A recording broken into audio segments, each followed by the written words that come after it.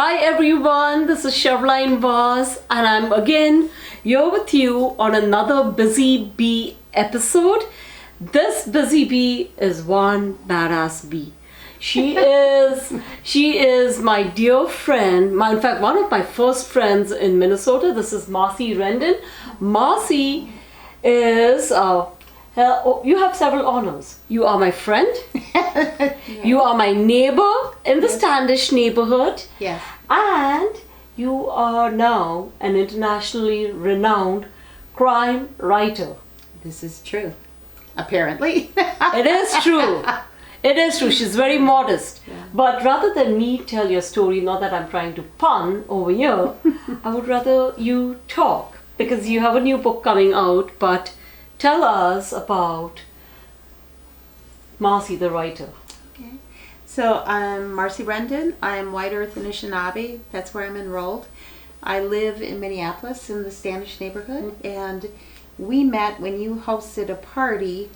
I'd never met you, but you hosted a party after the election. Yes. For people to get together because you were afraid people would feel bad. And I said, I got to meet this woman who's doing this thing here. So that's how I came. I was worried, yes, that was after the 2016 elections, and Yes. I was worried that people would have the wrong impression of people from India, immigrants, because the president at the time had an anti-immigration policy, and I wanted people to get to know me from India. So I showed up and had a wonderful meal and made a bunch of new friends. And, you know, I shared that I'm a writer, and I write anything and everything that pays, basically. I write poetry, I write plays, I write, do some songwriting with a classical composer. And then, but what I try to focus on are my crime novels. And I have 3 of them out. The first one was Murder on the Red River. The second one was Girl Gone Missing.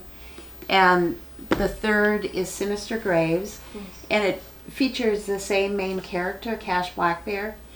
She's a young Native woman who's 19. She's aged out of foster care. And it's set in the 1970s. Mm-hmm. So they're actually, I just found out they're considered historical novels, historical crime novels, which was an interesting thing. But, you know, people fall in love with Cash Blackbear. Oh, absolutely. I adore her. And my goal was to write crime novels that just people would love to read, like people open the page and then they just read nonstop to the end. Mm-hmm. So that was my goal, but what we've found is that there are so many issues involving that Cash gets involved in, whether it's the murder of Native people or the trafficking of women. Of course. Or in Sinister Graves, it looks at the negative influence of extreme belief systems on Native populations, Native people. Yeah. So those are the books, and I'm currently working on book 4. Mm-hmm. I'm working on what's called a standalone novel, which isn't a Cash Blackbear novel. Mm-hmm. It involves 3 other brand new people. It's set in the present. Of course. It's a crime novel. So it won't be a historical one. Right. And yeah, that's kind of me. I always thought Cash was you. Or is she you in the 70s? Because you grew up on the reservation, correct? Well, I grew up in northern Minnesota. Okay, yes. So it's interesting because these are not autobiographical. Okay. But I think that because of the time frame in the history, so many Native people lived through the same thing. Absolutely, it's so much pain. And so, like, Cash was in foster care, and in the 1950s and 60s, they estimate between 60% of Native children were removed from Native homes and placed in white foster care. So this is like a common story among Native people. you know, she shoots pool. We all shoot. Seems like we all shoot pool. So that part, you know, I do have shot pool in the past. I would love to do more of that. I grew up rural. I grew up, you know, between places in the Red River Valley and the reservation. So I'm familiar, like I know that part of the country. I didn't move to the cities until my mid-20s. I've never lived in an urban area. Yeah. So, you know, when I write about rural life, it's something that I knew growing up. Yeah. Do you know that I send your books to India? No. To people out there. So Oh, that's kind of cool to know. But a lot of people in India are fascinated with native culture. But Okay. unfortunately, it's only after I came to the States that I realized native culture is read through books, not written by native. Exactly, right, yeah. And so when my sister came, you know, one of them, you know, we took her to South Dakota. We made it a point to visit the Like Pine Ridge and Mhm. Rosebud, yeah, Badlands. absolutely. We took her all over. We took her to Crazy Horse. Okay. We actually, I wanted her to understand and see it the way I saw it as an immigrant in this country, but through an actual native person's eyes. Right, right. Instead of the touristy version. And then I sent her a copy of the book, and she was telling me how much she bought, and she said, "Can you send me more copies, because then I can send them to." So it's wonderful. Wow. Well, my agent would be, publisher would be pleased to know that. I hope they do sell your books in India, because Indians are huge crime fans. I will be sure and let them know that. Will you?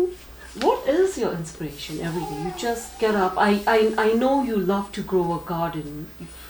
Colors, textures. I remember you telling me that once. Food is such an integral part of your life. Right, right. So what is the inspiration for the book? For writing. For writing? For writing. I love to write. You just write. I love that you can take a bunch of words and create a picture. You know, you can create, like I can create a character that people love. Like they think she's real. Yes, I did. You know, I have people say to me, you know, well, she's really got to quit smoking. Like, hello. You know, this was 1970. Everybody smoked in 1970. Yeah. But they ask me things as if she really exists. There's another college professor who every time I see her, she says, you know, she's never going to finish college if she keeps drinking that way. And I'm like she's really? You know, like she really doesn't exist. She's really not in college. It's all just in a book. There are so few books that are written about rural America. Absolutely. You know, and crime novels, at least in, you know, because I read crime novels.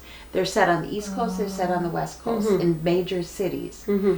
And the books that come out of Minneapolis are set in Minneapolis, or the Twin Cities.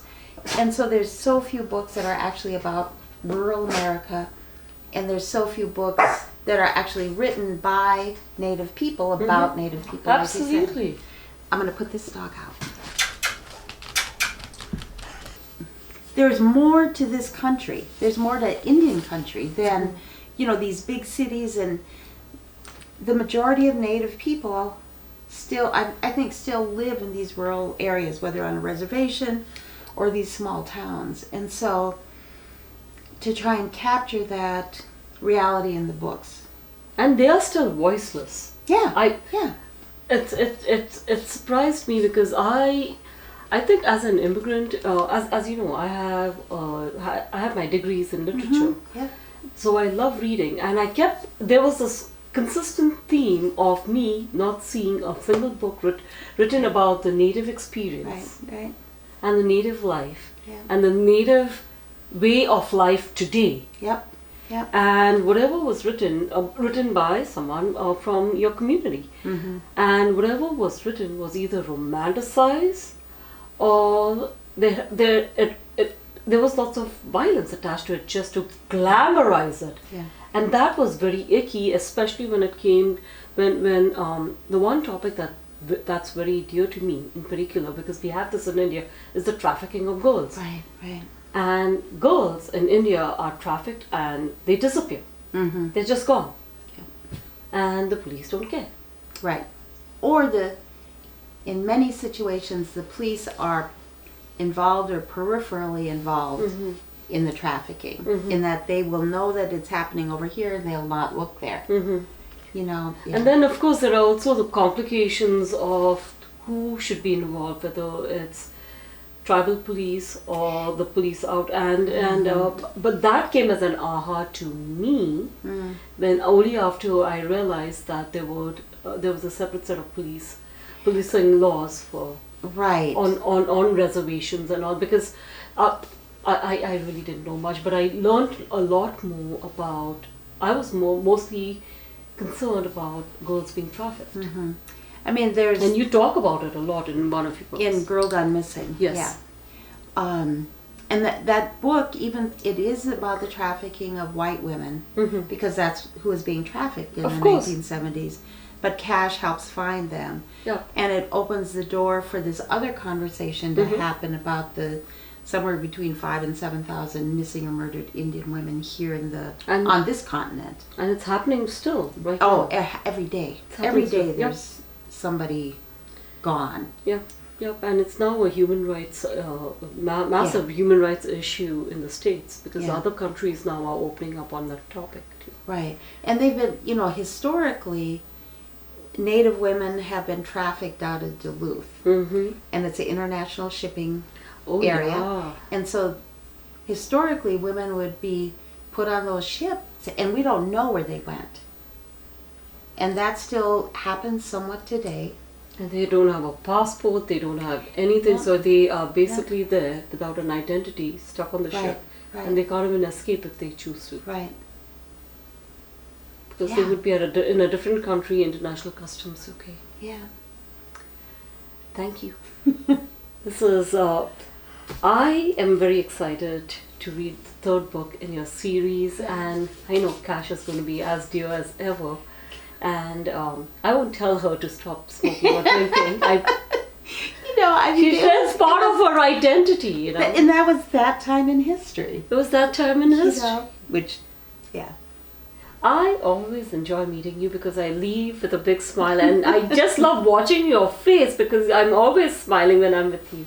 Thank you for being such a dear friend. Marcie's latest book, Sinister Graves, is out, and she's very shortly going on tour.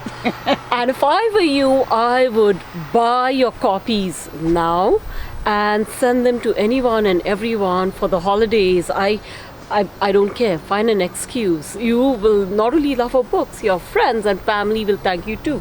And you know what's even more cool? When you buy all 3 books as a set, because then I